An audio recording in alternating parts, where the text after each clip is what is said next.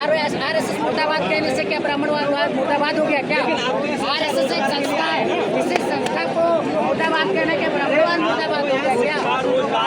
अच्छा पे ही बात हो रही है, इसलिए मैं किताब लेकर आया हूँ, कोई बंदूक लेकर नहीं आया हूँ और मैं कोई पाकिस्तानी नहीं हूँ। वो कह रहे हैं कि आप जो है सरकार का विरोध करिए तिवारी जी। हम कर रहे हैं सरकार का विरोध सरकार का विरोध हम नहीं कर रहे हैं। हम बहुत ज्यादा रिस्पेक्ट करते हैं मोदी जी का सबका, लेकिन भाई साहब ये 1 साल में 10 साल में 90 पेपर लीक, इतना बड़ा धंधेबाजी, उसको तो बंद कर दीजिए कृपा करके। धर्मेंद्र प्रधान जी इस्तीफा दीजिए, ऐसे में जाके सुनिए, विद्यार्थियों का गला मत घोटिए। आपने इस्तीफे की बात कर रहे हैं, लोग फांसी की मांग कर रहे हैं, आपका इस्तीफा दे दो। फांसी की मांग किसने की?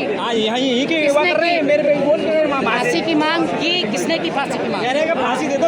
आप कह रहे हैं तो ठीक है, आप ही कह रहे हैं, मैंने तो नहीं सुना। हमारे आपके चैनल पे गए होंगे, वो उनका विचारधारा है, मैं उस पर नहीं पढ़ना चाह रहा। लेकिन धर्मेंद्र प्रधान अगर इस्तीफा नहीं दे रहे तो भ्रष्टाचार करे और घर में बैठे आराम से इस्तीफा दे के इस्तीफा दें। एटलीस्ट कम से कम भ्रष्टाचार कर रहे हैं ये आप मान रहे हैं, और इस पत्रकार है ये आप मान रहे हैं कि धर्मेंद्र प्रधान भ्रष्टाचार कर रहे हैं। थोड़ी ना मान रहे हैं, आपने नहीं कहा है, आपके हिसाब से आप अगर मैं आपको बताऊं नहीं करने दूंगा, नहीं करने दूंगा भाई।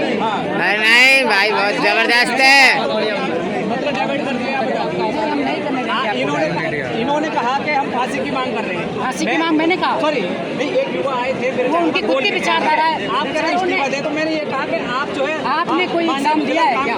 आप जो इस्तीफा देकर बैठे हैं, जो 10 एग्जाम देगा 10 को लीक होगा, वो बेचारा फ्रस्ट्रेशन में आके कहेगा कि भाई सामने वाला फांसी लगा के मर जाओ यार, एक एग्जाम नहीं करवा पा रहे हो, तो इसमें गलत क्या है? फांसी लगा कर मर नहीं जाओ, कुछ भी सोच जाओ, लेकिन छोड़ दो रास्ता, हट जाओ यहाँ से। धर्मेंद्र प्रधान आपका फांसी वाला काम मत करो प्लीज। केवल सीमा पे खड़े होकर बम फेंकना, सीमा के अंदर वो आतंकवादी वही आतंकवादी होते हैं क्या जो 1 करोड़ से ज्यादा युवाओं का गला घोटे फांसी पर लटकने पे मजबूर करे? क्या वो आतंकवादी नहीं है क्या? आप बताइए। उनको इस्तीफा देके हटना चाहिए, नहीं हटना चाहिए, कम से कम अपनी गलती को मानो, इस्तीफा देके यहाँ से हटो तो भाई साहब।